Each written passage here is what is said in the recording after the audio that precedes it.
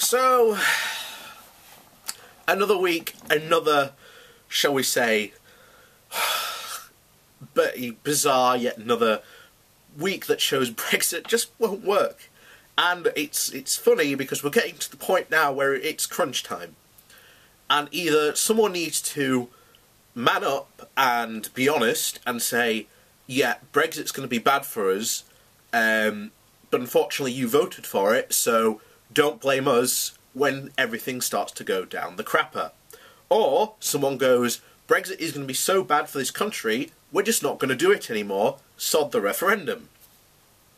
Those are the two, shall we say, I would call them big boy options. But no one has, well, the political balls to be able to do them.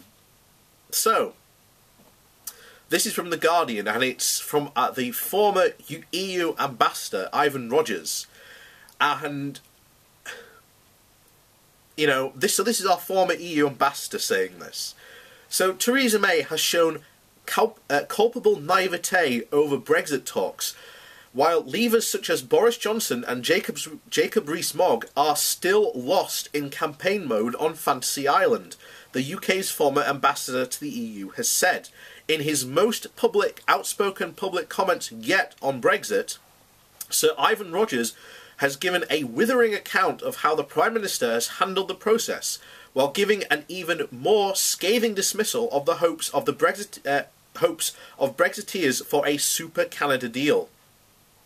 Nearly 2.5 years on from the referendum, we are, in other words, both on an EU deal and both on another post-Brexit trade deal. Still lost in campaign mode on Fantasy Island, he told an audience at Cambridge University on Wednesday night.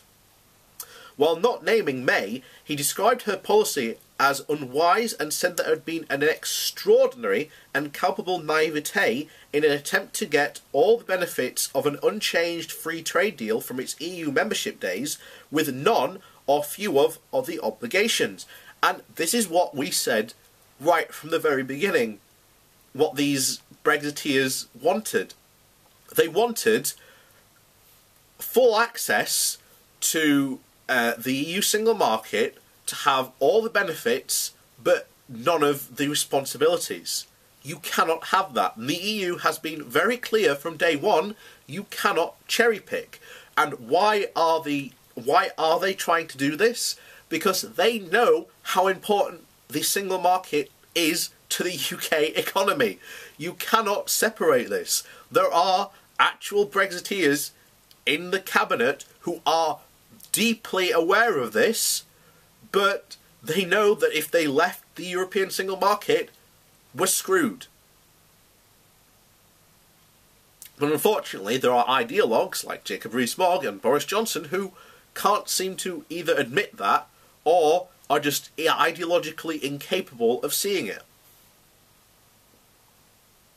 So, in the speech entitled Brexit is a Revolution, Rogers suggested that the Prime Minister's attempt to placate hardliners at a price of red lines that boxed her in before the Brexit negotiations had even begun. As a quiet ex-Remainer, she might be viewed by her party's true Brexit wing as a dangerous counter-revolutionary whose heart was not truly in the Brexit process, he said of the Citizens of Nowhere speech given by May in the 2016 Conservative Party conference.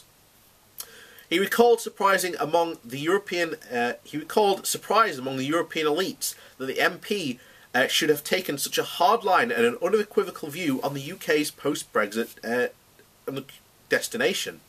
The EU reacted, as was completely inevitable, by assuring her that the red lines, if immutable, poised a complete detriment to an economic relationship no deeper than a bog-standard free trade area, Rogers said.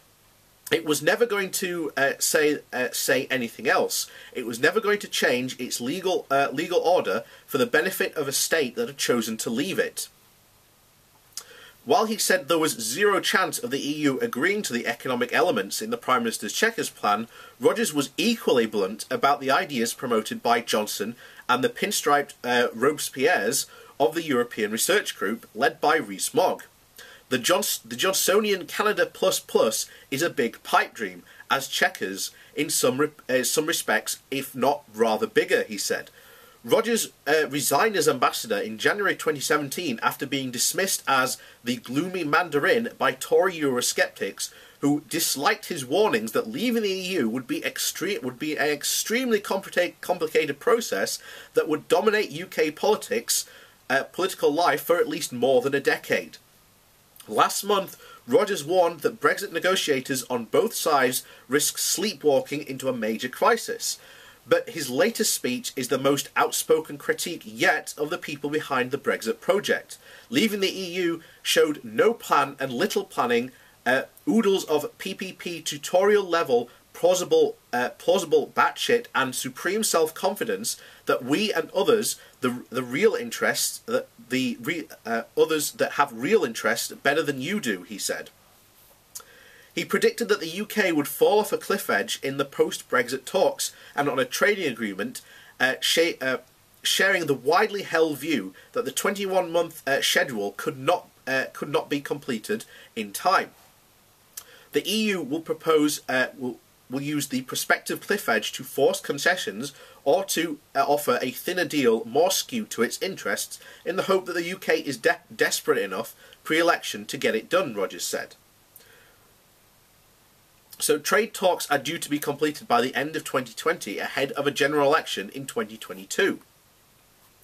So you have the former ambassador of the EU, well, not the UK to the EU, basically saying not only is the Chequers plan not going to work, but the idea of, of Johnson and Mogg's plan of this Canada plus deal that they want is a complete work of fantasy. And we've said this on this channel countless times, and we've been through explaining to people countless times why this won't happen.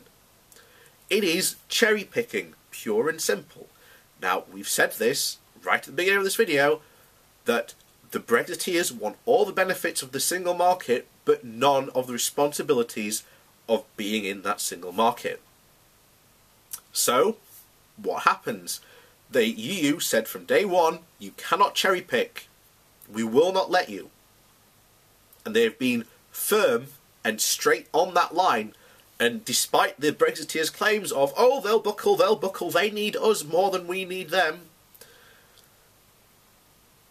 Because, I'll tell you now, it's more and more becoming very clear that we need the EU more than it needs us.